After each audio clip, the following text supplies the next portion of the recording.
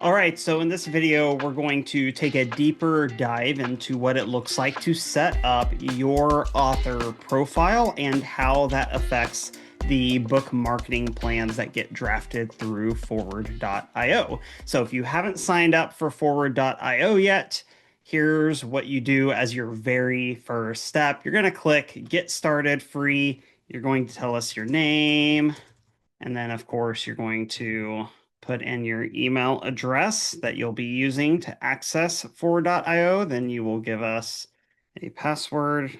Actually, you don't give us the password. Don't give us the password, but select a password that will be hard to guess.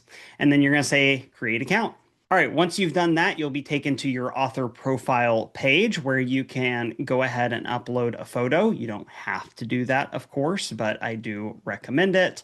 And you can update it later on if you need to. And then you also need to tell us your name or your pen name if you market your book under a pen name. And then you'll see that all of these are required, the display name, and then also how would you describe yourself. Part of why those are required is because on forward.io, every time you complete a task, you are awarded points. Those points are tallied up through the week, and your name is going to show up on a leaderboard for either fiction or nonfiction, whichever category you fall into. Or if you write both, you can show up on both leaderboards. So that's part of why it's important for you to both provide your name and to give a description of yourself so that we can assign you to the correct leaderboard. So let's say you're a fiction author and a nonfiction author, and then let's say that you also are a freelancer. You can click as many of these as you want to so we know a little bit more about you. You can also tell us your date of birth if you want to, where you're located, and then you can tell us gender. So the options are male, female, non-binary, or prefer not to answer.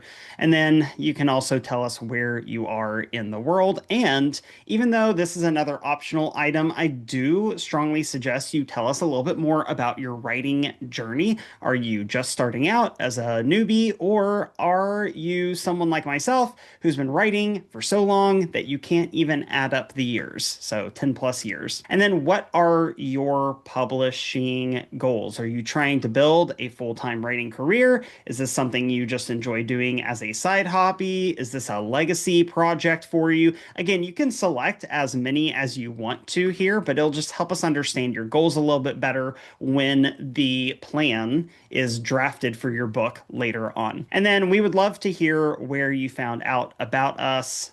Did you hear from social media or a friend or a podcast? I'm just going to select other for now. And then you're going to click create author profile. Boom.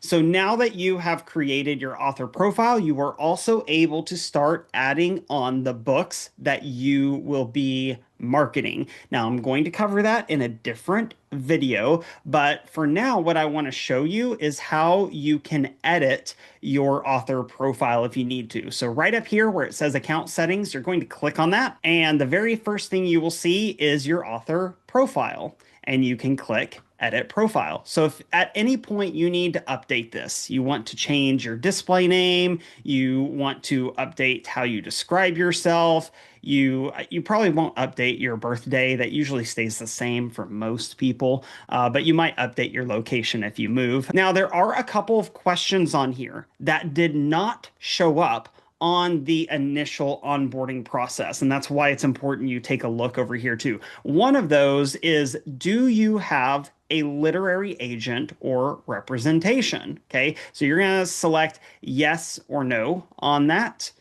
And the reason this question didn't show up in the initial setup is because it's linked specifically to the book profiles, but we consolidate it here so you can update it if you started out with no representation and now you have a literary agent. You can update it here without having to go into every single book profile and update it in there. And then another question that shows up here in the account settings that was not in the initial setup is tools that you already use. Again, this is a question that comes up when you're setting up your book profile, but we consolidate it on here specifically in the account settings settings. So we don't want to recommend tasks to you that you've already taken care of before signing up for Forward.io. So if you already use Canva, select that so that we don't recommend you to sign up for Canva. The same thing with any of the tools that you see listed here. We may update these tools as time goes by and we hear back from users, but this is a pretty good starter list of the common tools a lot of authors use.